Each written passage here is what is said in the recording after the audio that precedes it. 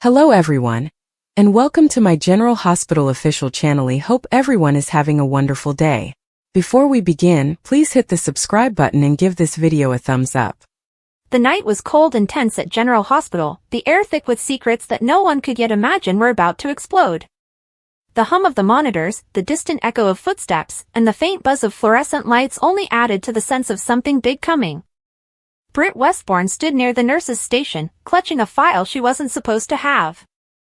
Her eyes darted to the closed office door of Hamilton Finn, her pulse pounding. The file was labeled Project Sidwell, Confidential. She had seen her name inside. Britt? Elizabeth Weber's soft but cautious voice broke the silence. You're here late. Everything okay? Britt spun around too quickly. Yeah, fine. Just finishing up some paperwork. Liz's eyes flicked to the folder in Britt's hand. You sure about that? You look like you've seen a ghost. Britt forced a shaky laugh. You know me, Liz. Ghosts don't scare me. But Liz wasn't convinced. You're trembling, she said quietly, taking a step closer. If something's wrong. Britt cut her off. Nothing's wrong. I just need to clear my head. Liz hesitated, then nodded slowly. All right. But if you need to talk, you know where to find me. As soon as Liz walked away, Britt exhaled sharply. Her hands trembled as she reopened the file.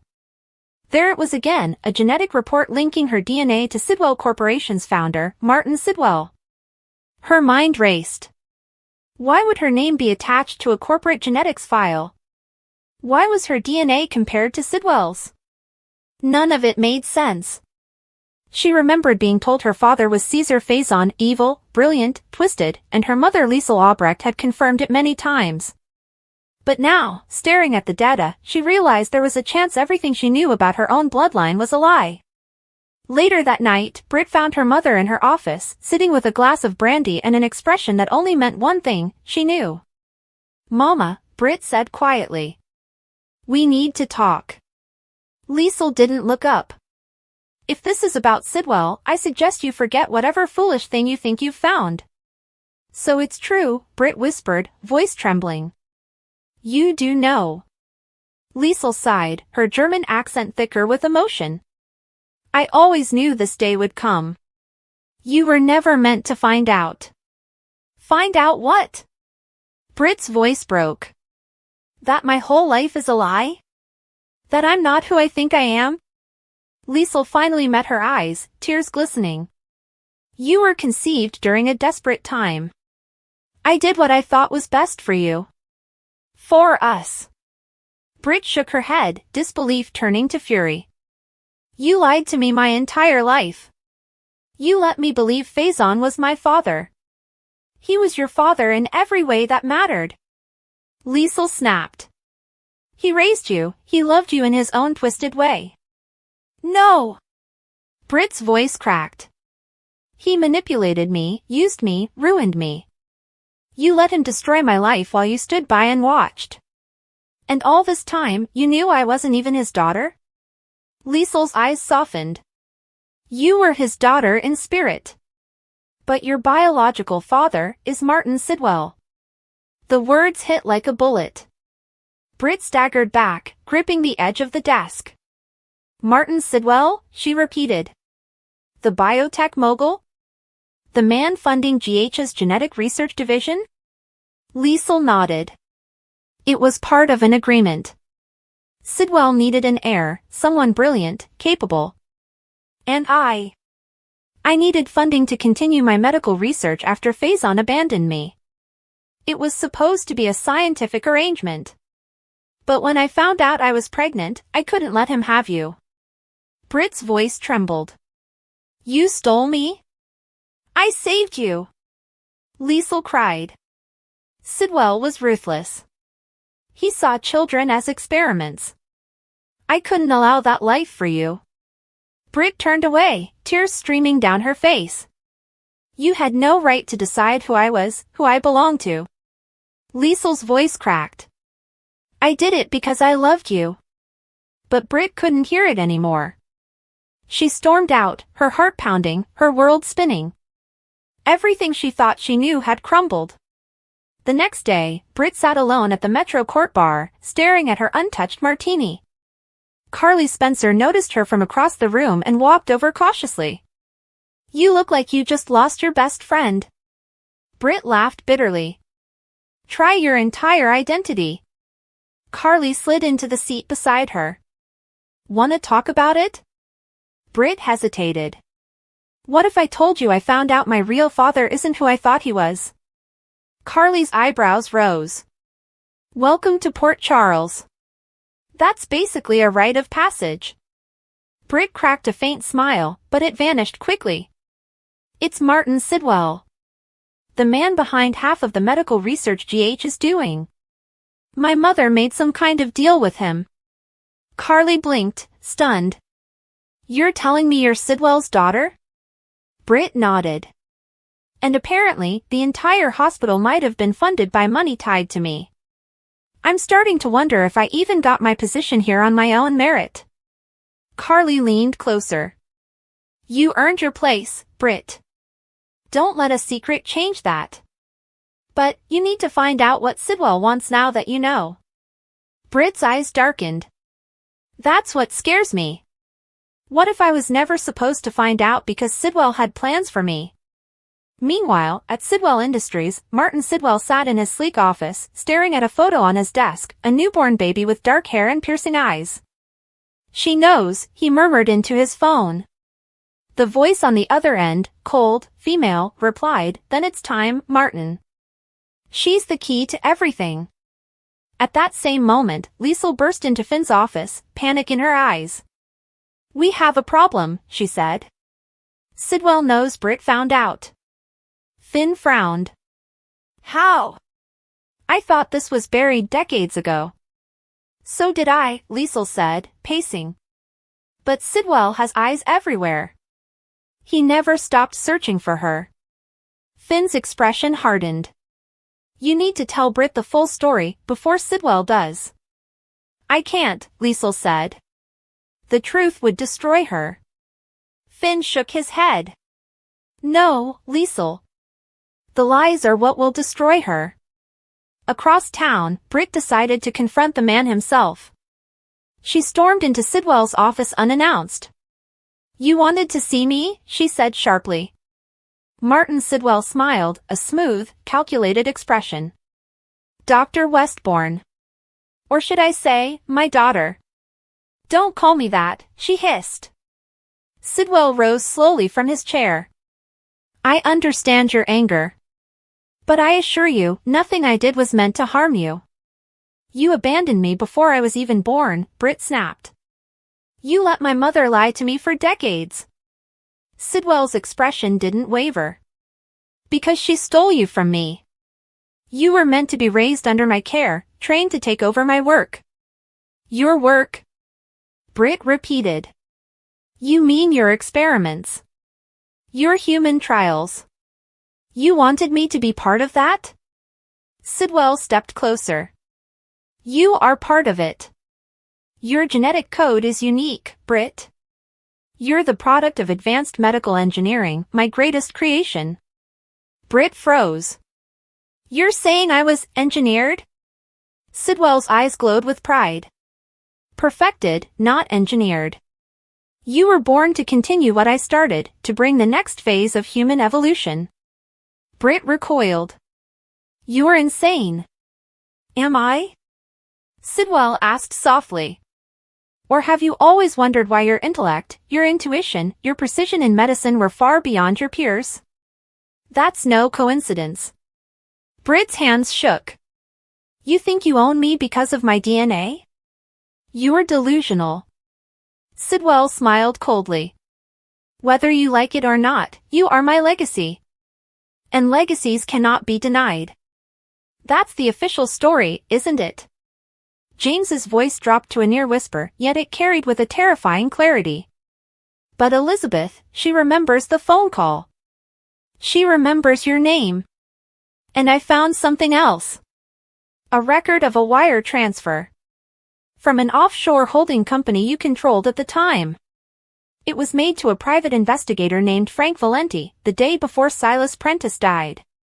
Nathan slowly placed the decanter down on the sidebar with a definitive clink. He did not turn around. Valenti had a specialty, James continued, the pieces of his investigation falling into place with devastating precision. He wasn't just a PI. He was a fixer. He specialized in corporate intimidation. In making problems disappear. The police ruled it an accident, but they never knew about Valenti. They never knew what you said to Silas on that phone call to push a desperate, broken man over the edge. Nathan finally turned. The affable, powerful magnate was gone. In his place was the raw, unscrupulous fighter who had clawed his way to the top from nothing. His eyes were chips of flint, his mouth a cruel, thin line. You have been digging in places you do not understand, Nathan snarled, the civility evaporating entirely.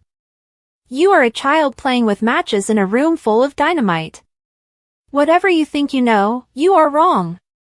Those records are forgeries, or you have misinterpreted them.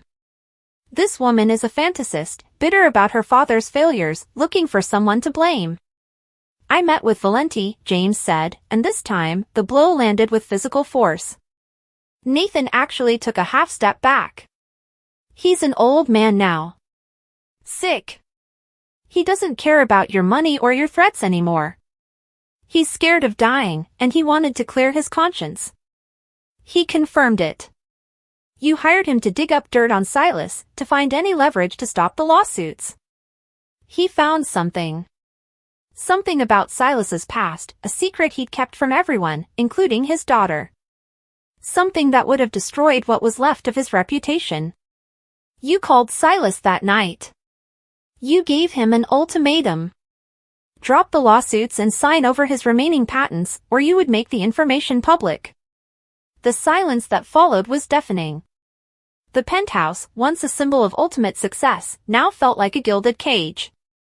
Nathan's face was a thundercloud, a maelstrom of rage, fear, and a shocking, burgeoning pride in the boy who had somehow managed to unearth a secret he had buried 2 decades ago. You have no proof, Nathan whispered, the words a venomous hiss. Valenti's word against mine. It is nothing. It's not about legal proof, Father, James said, his voice filled with a profound and weary sadness. It's about the truth.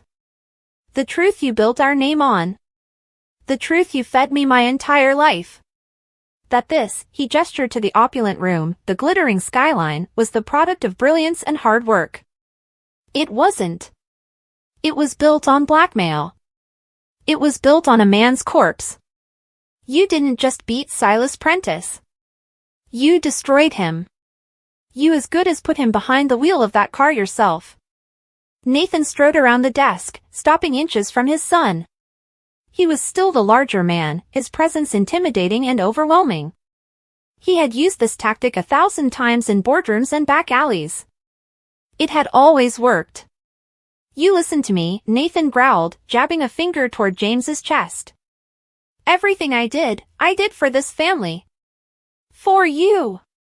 I built an empire so that you would never have to know want, so that you would never have to fight in the dirt the way I did. This world is not a kind place, James. It is a jungle. You eat or you are eaten. Silas Prentice was weak. He was food. I was the predator. That is the only law that matters. For a moment, they stood locked in that primal stance, father and son, the past and the future, the unyielding wall of power confronting the quiet, damning force of truth. James did not flinch. He did not back down. He looked into the eyes of the man he had spent his whole life trying to please, the man he had feared and revered in equal measure, and he saw not a titan, not a king, but a desperate, cornered animal, terrified of the one thing he could not control, could not buy, and could not intimidate, the judgment of his own blood. The anger seemed to drain from James's face, replaced by something far more powerful and irrevocable, a final, absolute clarity. The last vestige of the boy who sought his father's approval was gone, leaving behind a man who knew his own mind and his own moral compass. He took a small, slow breath, his gaze unwavering. The 5 words he spoke next were not shouted. They were not hissed in anger or spat in venom.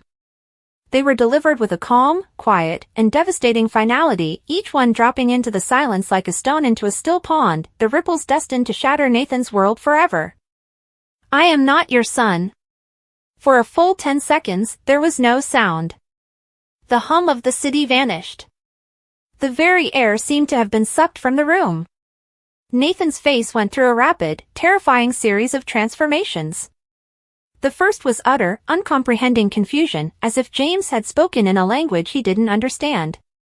His brain, a formidable machine capable of orchestrating billion-dollar deals and complex corporate massacres, simply failed to process the statement. It was a syntactic error, a logical impossibility. The confusion then curdled into a dawning, horrific understanding. His eyes, locked on James's, widened in disbelief. The words replayed in his mind, their meaning finally breaking through the wall of his rage. I am not your son. The denial was immediate and violent. What did you say? He breathed, the question barely audible. I am not your son, James repeated, the words no less powerful for their repetition. If anything, they were stronger, more concrete, a truth now spoken twice into existence. Nathan let out a sharp, ugly laugh, a sound devoid of any humor. It was the sound of a man grasping at the last, fraying thread of his reality. That is a lie. A pathetic, desperate lie. You look like me. You have my drive, my mind. This is another one of your games, another rebellion. You are trying to hurt me because you disapprove of my methods. It will not work. Britt's fingers trembled as she traced the printed name on the page. Jasper Sidwell. What did she even know about him? He was wealthy beyond comprehension. He was powerful. He was married to a much younger woman, Tracy Quartermain, a union that had shocked and scandalized Port Charles. He had other children, a son, Leo, who was sweet and neurodivergent, and a daughter, from a previous marriage, who was rarely mentioned. Where did she, Britt, fit into that picture? Was she a secret to be kept? An embarrassment? Or an asset to be deployed? The chapel door creaked open, sending a sliver of bright, hospital corridor light cutting across the dim floor. Britt startled, hastily folding the paper and shoving it into the pocket of her white coat as if it were a stolen secret. A nurse she vaguely recognized gave her a sympathetic nod before lighting a candle at the small altar and slipping out again. The brief interruption was a splash of cold reality. Life was going on outside this room. Patients were being treated, lives were being saved and lost, and she was expected to be a part of it. She was Dr. Westbourne. She had rounds. She had responsibilities. But how could she possibly walk out of this chapel and pretend that the foundation of her existence hadn't just been vaporized? She stood up, her legs feeling unsteady beneath her. The weight of the paper in her pocket was like a lead brick. She had to get through the day. She had to function. She had to find a way to process this before she confronted either of them. Her mother. Or her father. The word felt foreign and clumsy on her tongue. The rest of the day passed in a surreal haze. Britt moved through the corridors of General Hospital on autopilot, her body performing the familiar rituals of medicine while her mind was 1,000 miles away. She checked charts, listened to heartbeats, consulted with interns, all while the secret thrummed inside her like a second, frantic heartbeat.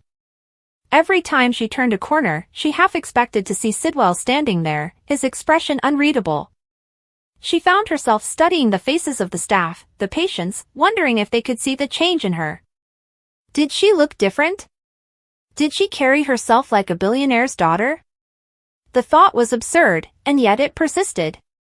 During a lull in the late afternoon, she found herself standing outside the infectious disease wing that bore a small, discreet plaque acknowledging the generous support of the Sidwell Foundation. She stared at it, a cold knot tightening in her stomach. His money was in these walls. His DNA was in her cells. The two facts were now inextricably, terrifyingly linked. Admiring the plaque, Dr. Westbourne? The voice, smooth and deep, came from directly behind her. Britt froze, her blood turning to ice. For a terrifying second, she couldn't move, couldn't breathe. Slowly, she turned. Jasper Sidwell stood there, impeccably dressed in a tailored suit that cost more than her monthly salary.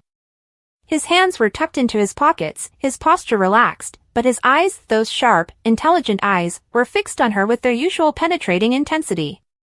"Mr. Sidwell," she managed, her voice thankfully steady, a professional mask slamming into place. "I was just taking a moment. It's a magnificent wing. It's saved countless lives." He nodded, a small, satisfied smile playing on his lips. "That was the intention.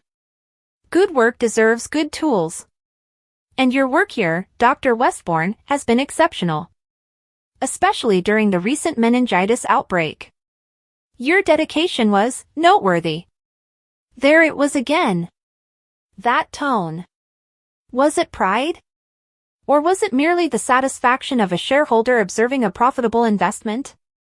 Her mind, now a paranoid engine, dissected every syllable. "Thank you," she said, forcing herself to meet his gaze.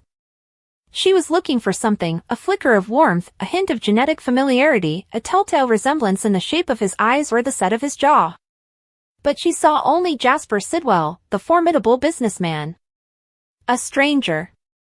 "I understand you're presenting at the international conference next month," he continued, falling into step beside her as she began to walk, desperate to escape the intensity of the moment. "A great honor for you, and for the hospital." "It is," she agreed, her mind racing. Was he making conversation, or was this his way of keeping tabs on his progeny? "I'm finalizing my research now." "Excellent. Let me know if you require any additional resources. The Foundation is always looking to support groundbreaking work." He paused, stopping just outside the main lobby. "Family is important, Dr. Westbourne. Legacy. It's about more than just passing on a name. It's about building something that lasts, something that matters." The words landed like carefully aimed blows. Family. Legacy. Was he toying with her? Testing her? Or was he, in his own cryptic way, trying to tell her something? "I suppose it is," she replied, her voice carefully neutral. "If you'll excuse me, Mr. Sidwell, I have a patient to see." "Of course. Don't let me keep you."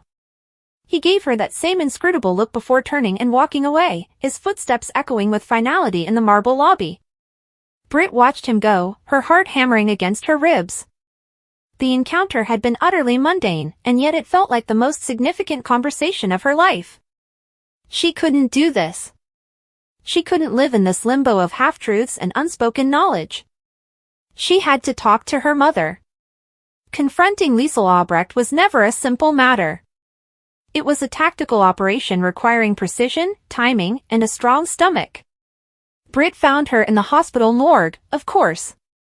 It was her mother's natural habitat, her kingdom of cold steel and final truths. Liesel was humming a discordant tune, scribbling on a clipboard, surrounded by the silent, sheet-draped forms of the recently departed. She looked up as Britt entered, her expression shifting from clinical focus to sharp curiosity. "Britta? What is it? You look pale. Are you ill?"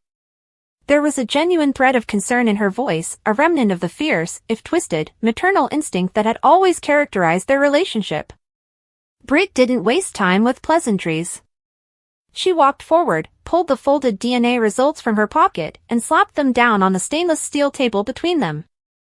The sound was unnaturally loud in the quiet room. "What is this, Mother?" Britt's voice was low, dangerously calm. Liesel's eyes dropped to the paper. For a fraction of a second, a lifetime of practiced deception faltered. Britt saw it, a flicker of shock, of panic, quickly buried beneath a wall of defiance. She picked up the paper, her movements slow, deliberate. "Where did you get this?" Liesel asked, her voice a low growl. "Where I got it doesn't matter," Britt shot back, her composure cracking. "What matters is what it says. What it proves. Jasper Sidwell. Jasper Sidwell is my father. Not Faison. All these years, all the things you said, it was all a lie." Liesel's face hardened. she tossed the paper back onto the table as if it were contaminated. A lie? It was a necessity, Britta. You could never understand the situation. Then make me understand. Britt's voice rose, echoing off the tiled walls. Make me understand why you let me believe I was the daughter of a monster. Why you let me carry that shame, that fear, my entire life. Because Faison was a monster. Liesel snapped, her own anger flaring. But he was a monster who wanted you. Sidwell, he was a different kind of danger.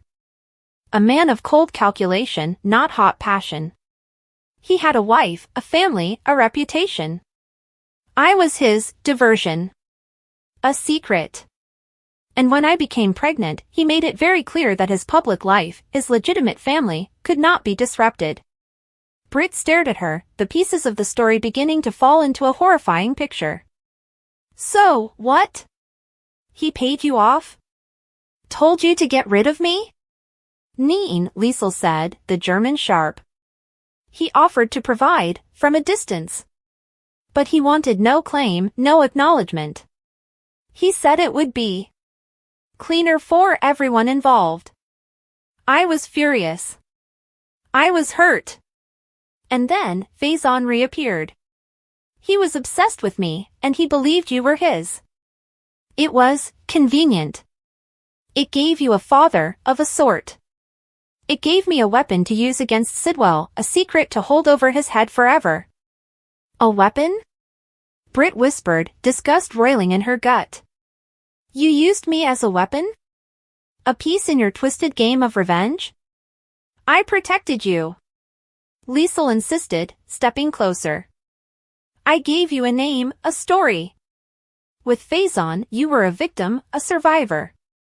With Sidwell, you would have been a dirty secret, a bastard child he would have hidden away.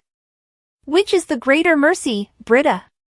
To be the daughter of a known villain, or to be the unacknowledged mistake of a man who sees people as liabilities? The logic was so warped, so perfectly Liesel, that Britt felt dizzy. Her mother genuinely believed she had done the right thing. She had chosen the more dramatic, more controlling narrative, all under the guise of protection. All my life, I've felt broken, Britt said, her voice trembling with a raw pain she could no longer contain. I've pushed away people who loved me because I was convinced I would ruin them. I was terrified that one day, I would wake up and be just like him. Like Faison. And it was a fiction. A story you wrote for me. You didn't protect me, Mother. You imprisoned me. Liesel's face softened, but it was not with remorse. It was with a kind of pity. You are my daughter, Britta. My blood. That is the only truth that matters. Sidwell is a sperm donor. Nothing more. He does not care for you. He cares for his empire. Does he know? Britt asked, the question hanging in the cold air between them. Does he know that I know? Liesel's silence was answer enough. Then she shrugged. I have not told him. But Jasper Sidwell is a man who knows everything that can be used to his advantage. I would not be surprised if he has his own suspicions. He has been watching you very closely lately. The conversation with Sidwell in the hallway took on a new, more sinister meaning. Family is important, Dr. Westbourne. Legacy. Britt felt a fresh wave of nausea. She was trapped between two master manipulators, a prize to be fought over or a problem to be eliminated. She looked at her mother, at the stubborn set of her jaw, and knew she would get no apology, no real closure here. The truth had been revealed, but the battlefield remained. Without another word, Britt turned and walked out of the morgue, leaving the folded DNA results on the cold steel table. She had the truth. Now, she had to decide what to do with it. The days that followed were a study in psychological torture. Every interaction was layered with subtext. Every glance was a potential revelation. Britt felt like she was living in a house of mirrors, her reflection distorted by the secret she carried. She started researching Jasper Sidwell with a frantic, obsessive energy. She read every business article, every society page mention, every interview he'd ever given. She learned about his rise to power, his ruthless business tactics, his marriage to Tracy Quartermaine, a union that had consolidated two powerful families. She studied pictures of his son, Leo, looking for a familial resemblance in his face. She found one, she was sure of it, in the shape of the eyes. It was both comforting and deeply unsettling. She also watched him. From a distance, she observed how he interacted with his family. She saw him with Tracy, a relationship that seemed more like a business partnership than a marriage, yet there was a fondness there, a mutual respect. She saw him with Leo, and her breath caught in her throat. The patience he showed the little boy, the way he knelt to speak to him at his level, the protective hand on his shoulder, it was genuine. This was a side of Jasper Sidwell she had never seen.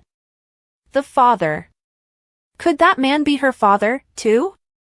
Could there be a place for her in that picture? Or was Leo his only acknowledged, legitimate child, the one who mattered? The question ate at her. The temptation to confront him grew with each passing day. But fear held her back. Fear of rejection. Fear of confirmation that she was, as her mother said, just a dirty secret. Fear that by acknowledging the truth, she would shatter the fragile professional respect he had for her. Her work began to suffer. She made a minor error in a patient's chart, a mistake so uncharacteristic that it drew a concerned look from her colleague, Terry. She was distracted, short-tempered, her mind constantly circling back to the same impossible dilemma.